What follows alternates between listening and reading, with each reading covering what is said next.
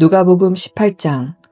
예수께서 그들에게 항상 기도하고 낙심하지 말아야 할 것을 비유로 말씀하여 이르시되, 어떤 도시에 하나님을 두려워하지 않고 사람을 무시하는 한 재판장이 있는데, 그 도시에 한 과부가 있어 자주 그에게 가서 내 원수에 대한 나의 원한을 풀어주소서 하되, 그가 얼마 동안 듣지 아니하다가 후에 속으로 생각하되, 내가 하나님을 두려워하지 않고 사람을 무시하나 이 과부가 나를 번거롭게 하니 내가 그 원한을 풀어주리라.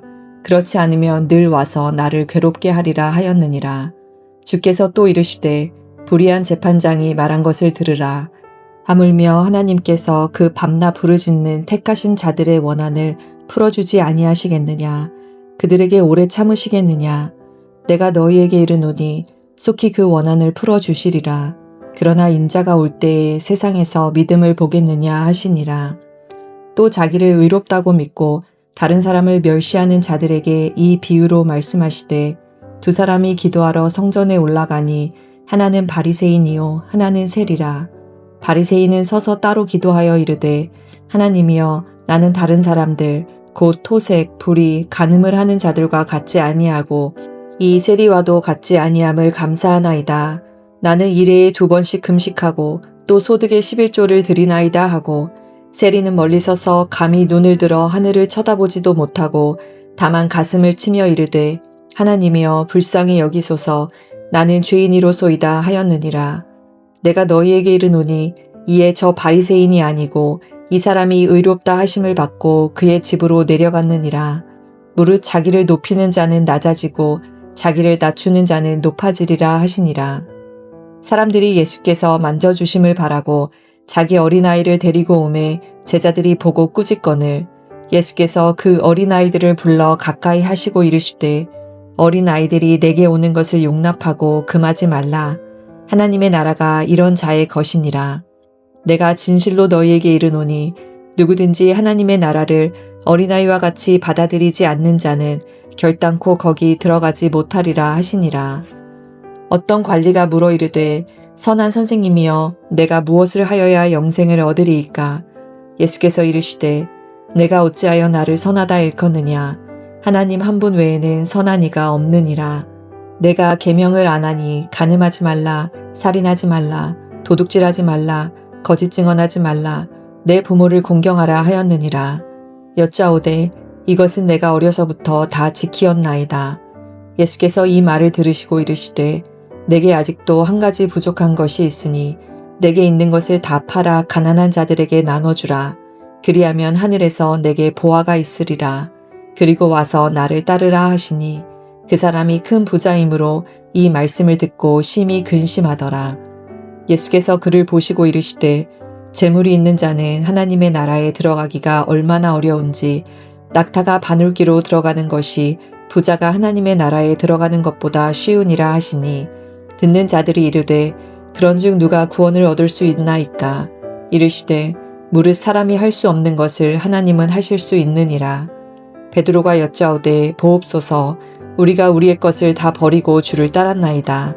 이르시되, 내가 진실로 너희에게 이르노니 하나님의 나라를 위하여 집이나 아내나 형제나 부모나 자녀를 버린 자는 현세의 여러 배를 받고 내세의 영생을 받지 못할 자가 없느니라 하시니라. 예수께서 12 제자를 데리시고 이르시되, 보라, 우리가 예루살렘으로 올라가노니 선지자들을 통하여 기록된 모든 것이 인자에게 응하리라.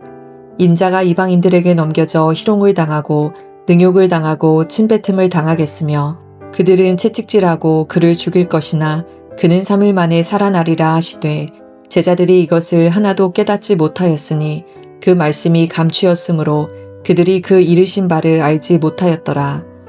여리고에 가까이 가셨을 때에 한 맹인이 길가에 앉아 구걸하다가 무리가 지나감을 듣고 이 무슨 일이냐고 물은데, 그들이 나사렛 예수께서 지나가신다 하니 맹인이 외쳐 이르되, 다윗의 자손 예수여, 나를 불쌍히 여기소서 하거늘, 앞서가는 자들이 그를 꾸짖어 잠잠하라 하되, 그가 더욱 크게 소리질러 다윗의 자손이여, 나를 불쌍히 여기소서 하는지라.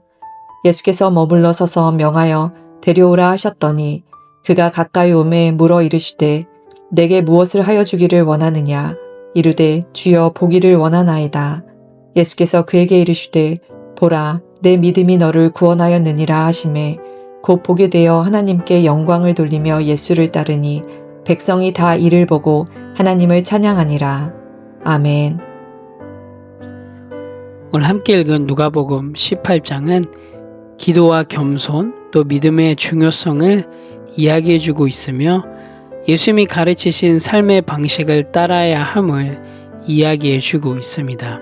1절에서 8절 말씀을 보면 불의한 재판관의 비유가 기록되어져 있는데요. 예수님은 불의한 재판관과 과부의 이야기를 통해서 간절한 기도의 중요성을 강조하고 계십니다. 이 과부는 자신의 권리를 위해 계속해서 재판관을 찾아가 결국 자신의 뜻을 이루게 됩니다. 이를 통해서 예수님은 하나님께 신실하게 기도하는 이들의 기도를 들으시고 응답하신다는 사실을 가르쳐주고 계십니다. 항상 기도하고 낙심하지 말아야 함을 가르치시기 위해서 예수님께서는 이 불의한 재판관과 과부의 비유를 제자들에게 들려주신 것입니다. 9절에서 14절의 말씀을 보면 바리새인과 세리의 비유가 기록되어져 있는데요.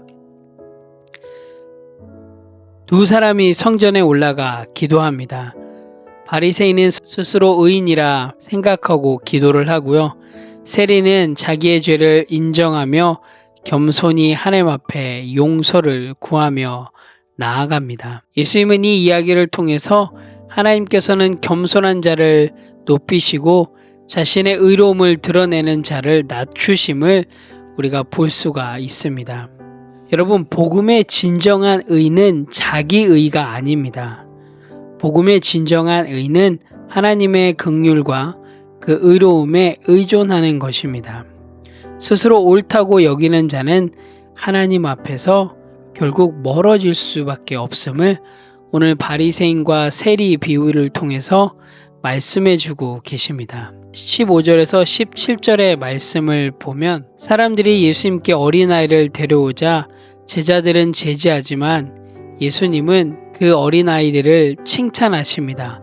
그러면서 이렇게 이야기를 하는데요. 하나님의 나라는 이러한 자들의 것이다 라고 이야기를 해주고 계십니다. 이것을 통해서 우리가 알 수 있는 것은 어린아이의 순진하고 순수한 마음 그리고 그들의 믿음이 하나님 나라에 합당하다라는 것을 이야기해 주고 계시는데요. 특별히 예수님은 어린아이들이 가진 단순하고 의심 없는 신뢰와 복종을 본받아야 함을 이야기해 주고 계십니다. 즉 겸손과 순종의 중요성을 우리에게 이야기해 주는 동시에 우리가 어떻게 하나님과 관계를 맺어야 함을 또한 말씀해 주고 계십니다. 18절에서 30절의 말씀을 보게 되면 어떤 관리가 예수님께 나와서 이렇게 질문을 합니다. 내가 무엇을 하여야 영생을 얻으리이까? 그때 예수님께서는 이야기를 하시죠. 계명을 지켜라 라고 이야기를 합니다. 그러면서 예수님께서는 계명을 지켜야 한다라고 이야기를 했을 때 그 관리는 내가 어려서부터 다 지켰습니다 라고 대답을 합니다. 그때 예수님께서는 이 관리에게 이렇게 이야기를 하시죠. 내가 아직도 한 가지 부족한 게 있는데 내게 있는 것을 다 팔아서 가난한 자들에게 나눠주라 라고 이야기를 하십니다. 하지만 이 관리는 재물을 포기하지 못합니다. 예수님께서는 이 비유를 통해서 물질적 소유에 대한 집착이 하나님 나라에 들어가는 것을 방해할 수 있음을 이야기해 주고 계시는데요. 그러면서 예수님께서 비유를 들고 계십니다. 그게 바로 25절의 말씀인데요. 낙타가 바늘귀로 들어가는 것이 부자가 하나님의 나라에 들어가는 것보다 쉽다라고 이야기를 하십니다. 그때 그 비유를 들은 사람들이 다시 예수님께 이렇게 질문하죠. 예수님, 그렇다면 누가 구원을 얻을 수 있습니까? 라고 질문합니다. 그때 예수님께서는 사람이 할 수 없는 것을 하나님은 하실 수 있다라고 답을 하십니다. 즉 인간의 능력으로는 구원이 불가능하지만 하나님의 능력으로는 가능함을 알려주고 계신 것입니다. 오늘 이 관리와의 대화를 통해서 예수님께서는 하나님 나라에 들어가는 것은 단순히 소유를 버리는 것이 아니라 하나님을 의지하는 결단임을 이야기해 주고 계시고요. 또한 이것은 우리의 힘으로 되는 것이 아니라 하나님께 온전히 의탁해야 함을 우리에게 말씀해 주고 계십니다. 또한 하나님은 하실 수 있다라고 이야기함을 통하여서 하나님 나라에 들어가는 것은 온전히 하나님의 능력의 역사고 우리의 노력이 아닌 전적인 하나님의 은혜임을 다시 한번 우리에게 말씀해 주고 계십니다. 31절에서 43절은 누가복음에서 예수님께서는 세 번째로 십자가와 부활을 예고하십니다. 그리고 또한 이곳에서는 맹인을 치유하시는 사건을 기록하고 있는데요. 맹인은 예수님의 소문을 듣고 끈질기게 예수님을 부르며 도움을 청합니다. 예수님은 그의 믿음을 칭찬하시며 그의 시력을 회복시켜 주셨습니다. 그리고 예수님께서는 내 믿음이 너를 구원하였다라고 말씀을 해 주십니다. 이것을 통해서 우리가 좀 볼 수 있는 것은 신앙과 믿음의 중요성을, 그리고 또 인간의 상황이나 조건에 상관없이 진실한 믿음을 통해 하나님의 은혜와 기적이 체험될 수 있음을 우리에게 보여주고 있습니다. 오늘 누가복음 18장에 기록되어 있는 모든 사건들을 통해서 우리는 기도와 겸손과 믿음의 중요성을 살펴볼 수 있습니다. 오늘 함께 읽은 누가복음 18장을 통해서 또 우리 건강한 성도가 오늘 하루 삶 가운데 적용해야 될 부분들을 함께 나누기를 원합니다. 첫 번째로는 하나님을 우선순위로 세우자입니다. 복음서를 통해서 계속적으로 나누고 있는 이야기인데요. 하나님을 우리의 삶의 우선순위로 세우자입니다. 여러분, 특별히 오늘 누가복음 18장에서는 재물에 대해서 이야기를 해주고 있는데요.